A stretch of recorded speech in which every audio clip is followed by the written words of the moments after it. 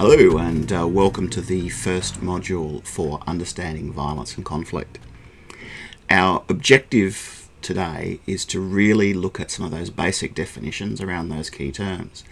And these are the terms in the title of this week: conflict, violence, and power. And conflict and violence, of course, are also in the title of the unit. But power is one that we want to add into the mix. And power is something we look at throughout the criminology course. And I suppose one of the starting points to make on these is that we can establish lots of different definitions for all three terms. They're all very hotly debated terms in the literature, but we can at least come to some core understanding of what they all mean. And this is really around the fact that conflict is about a clash of interests.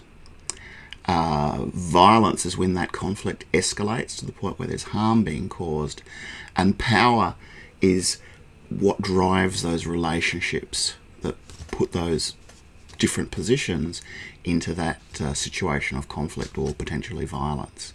But in this module, we'll look at some of the more interesting different ideas that have come out around these terms, and some of the points that are somewhat surprising to some people.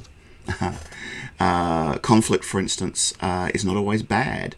It was something that came to me as quite a surprise as someone who grew up in a family where all conflict was seen to be bad. And it took me quite a long time as an adult to realise that conflict actually drives creativity, and that suppression of conflict is itself something that's pretty bad. And I think this is probably a point that we will come to again and again throughout this term, is that we bring our own baggage with us to a lot of these concepts and to learning a lot of these skills. And one of the first steps we often have to take is to unpack some of that baggage and to be able to go, well, I was brought up with these sort of values and this approach, but that's not what everyone has, and sometimes they're not the best approach. So that's something that's very important to note about conflict, is that it's something that can be very productive, it can be very useful, and that's where we come to the term conflict management. And that's the idea that conflict is not something that needs to be prevented. Violence results in harm. We know we want to prevent violence, but conflict is something we want to manage. We want to keep it at an optimal level where we're actually driving some sense of difference and some sense where everyone's having their say, and that's always going to end up in a situation of conflict. But we also don't want it to escalate to the point where it becomes violence. All right. So that's a theme we'll return to throughout this term. That how do you self-evaluate?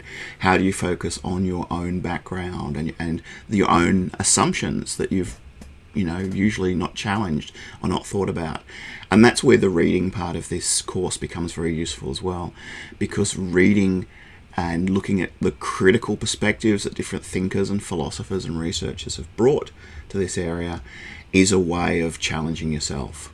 And I'd urge you to embrace that throughout this course. And even where there are things that you find particularly challenging, where you think, well, that can't possibly be right, but go with it. You don't have to agree with something just because it's in a piece of writing. But what you need to do is to be able to look objectively at that, and to be able to look outside yourself a bit and be able to go, okay, that's something that's interesting, and I'll take that on board. I don't think there's anything that's too confrontational or challenging in the readings, by the way. I just think that it's important that we come to this topic with an open mind. And I know my upbringing wasn't necessarily the same as everyone else, but I think that's a good example of a situation where you need to be able to have a space where conflict can be expressed in a healthy way. Otherwise, what you end up with is a situation of oppression, where you don't get people don't get their own say, and they don't get their own interests listened to. But everyone's childhood is strange in its own way. So what we're also going to look at this week is a bit of a history, very, very quick overview of the history of violence. And the good news that comes out of that, of course, is that things are getting better all the time. And it's very hard to see that. And in 2020 and 2021, it's especially hard to see that when we see news of chaos and the world running out of control. But if we take the long view of history, we're the safest we've ever been. We've got the least amount of violence we ever have. And that's because people have worked very hard to develop strategies to combat violence, to manage conflict. So while this unit certainly has its share of terrible stories, and we look at some of the most sort of terrible things that human beings do to each other in this unit, it's a story that gets better all the time. Sometimes we take a step backwards, of course, but ultimately it's a step that we take forward. And this leads into the core reading this week, which is the WHO report, which again looks at the change in violence statistics around the world, the area where there are still problems, and nothing in this, positive, optimistic look at violence is to say that there aren't problems, and there aren't very difficult problems to solve. But the WHO report gives you a really useful overview of what's going on, what strategies have been implemented, what works, and where there are still problems. And it's a massive amount of work that organisation has done to bring that report around, and I think it's something that it's important that we look at. And in your study guide there'll be a little bit of discussion in the guided reading of how to approach that. It's obviously a very large piece of work. I don't expect you to have memorised every piece of it by this week, but having an overview and an understanding of the big picture is very, very important. And it's also important, I think, to understand the role of cooperation and coordination in these strategies. That it's not one person or one agency that can solve the problems. It's something that requires cooperation across society, across cultures. And again, I think that's a very positive message and a very important thing for those of us who are becoming justice professionals. We also have a conflict style quiz this week, which is fairly cute, which tells you what your approach to conflict is. We'll talk about that more in the workshop, but it's very interesting. I mean, everyone loves the, what Game of Thrones character are you quizzes and those sorts of things on Facebook. This is more serious, and this is backed up by research, and it gives you your starting point to understand what your strengths in conflict are, and where where you can compensate for your weaknesses as well. This unit is one where being proactive and being engaged is very important. It's really about learning those skills balanced with literature and research that you'll be looking at as well. So it's not a unit where you'll get very far just by lurking, by not attending, or not getting involved. And I talked about this in the welcome video as well.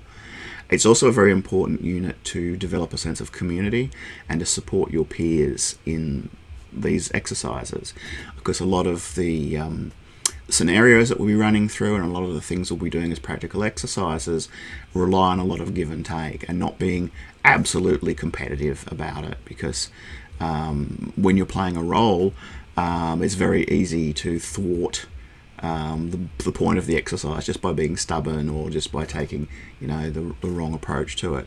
So it's important to be very cooperative and to come into this subject with that sort of sense of openness. And I'm sure you all will, but it's important I point that out. The other thing we're going to talk about this week a little bit more is role of safety tools and how important they are when dealing with others who we don't know what their background or experience is. So there's been a lot of debate and a lot of kind of pointless debate about the culture wars and trigger warnings and all these sorts of things globally. And I'm not going to dig too much into those debates, but let's just point out that when we talk about a subject about violence, chances are there are going to be people in this subject who have experiences of violence, and they're going to have experiences of violence that will trigger bad responses, not necessarily in a direct or obvious way. There can be other parts of their experience that can, make people react. I mean, it's like the classic example of the Vietnam veteran who the sound of a helicopter will bring back PTSD experiences. That's not to say that we should ban helicopters or anything, but to be aware of the fact that that sound is not the experience of violence, but it can actually bring back that experience of violence. So we don't want to be treading on eggshells either. We need to be able to be forthright. I mean, this is not a unit where we're going to talk in any kind of depth or lurid detail about violence, but we're going to talk about big issues, about genocide, about sexual violence, about things that we don't really enjoy looking at, hopefully. And we need to be able to do that in a way where we are open and forthright about it, but we also know that we have safety tools for people who, if they do find that this is causing them distress, there's something to do about it. I mean, there's a difference between distress and being made uncomfortable, and if you're not being made uncomfortable with discussions of genocide, that's going to be a problem. If you're fine with genocide, you've got other problems going on there. So everyone's going to be made uncomfortable with parts of this discussion, but we're going to have an environment where we try and make it safe for everyone, and we try and make sure that if someone is really suffering, they have a way to opt out in a way that we all respect. So this discussion of safety tools in the work this week, in the workbook study guide. I'll get there eventually this week, but we'll also talk about it in the workshop. All right, so the last thing I want to briefly mention is the challenge for this week. There's descriptions of that in the study guide. As always, it's important that you prepare for challenges. This week is not a particularly onerous one, and what we mostly want to do is make sure everyone's familiar with using Zoom tools, which hopefully is it's a second year unit. Most of you are already, but some students may not have done online study before. That's fine. And we also need to be sure that everyone's happy with and comfortable with using the small groups, the Zoom rooms. Because a lot of this work in this unit is in breakout groups. There's a lot of role plays and a lot of those sort of exercises, and we certainly don't expect anyone to do that as a performance in front of a large group. It's something that we want a smaller group in which to do that. So one of the big focuses of this week is to make sure that we know how to move in and out of those rooms, that you can see how I can move between the rooms and see what people are doing. And it is pretty much like the sort of exercise I would run in an actual classroom, where I would break people into small groups and I would move around between them. But we need to be comfortable with the technology to use that.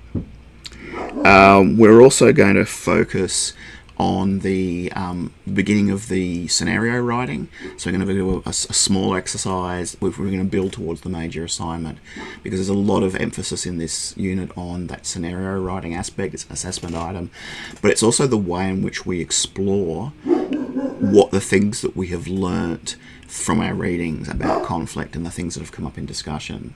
So writing is a way not just of summarising your knowledge, but trying to experiment and explore that knowledge.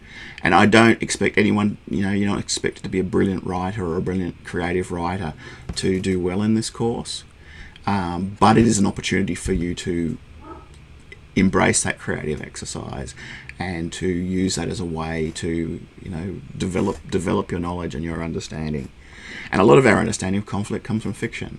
A lot of our understanding of what's good leadership, what's a bad way to handle conflict, they come from the films, movies, books, whatever that we consume. So we need to talk about those things as well and how that fits into the picture. All right, so that's the big overview for this week.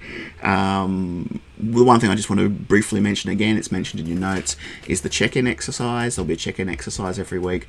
Please complete those, because that's a really important way for me to keep my finger on the pulse of what's happening, and to get knowledge of what worked, what didn't, what people need more emphasis on, what people need more discussion of. You will have to have your say survey at the end of term, and that's fine.